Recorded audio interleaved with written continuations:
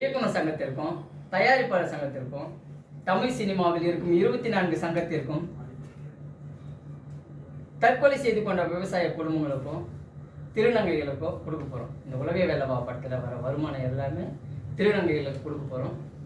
இந்த உலகை வேலைவா படத்தில் ஒரு பெரிய விஷயமெல்லாம் இருக்குது. என்னென்னா, தமிழ் சினிமா வரலாற்றிலேயே நடக்க முடியாத ஒரு விஷயம், நடக்காத ஒரு விஷயம் இந்த படத்துக்குள்ளே நாங்கள் பண்ணிகிட்டு இருக்கோம்.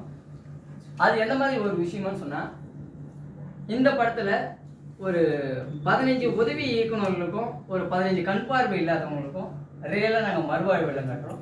மறுவாழ்வு இல்லம் கட்டி குடியேற்றுறது கதைக்களமாக இருக்குது நம்ம படத்தில். அடுத்தது பார்வையற்றவங்களுக்கு ஒரு 20-30 பேருக்கு வந்து 100 நாட்கள் உணவு விருந்து, அதுவும் கதைக்களமாக இருக்குது.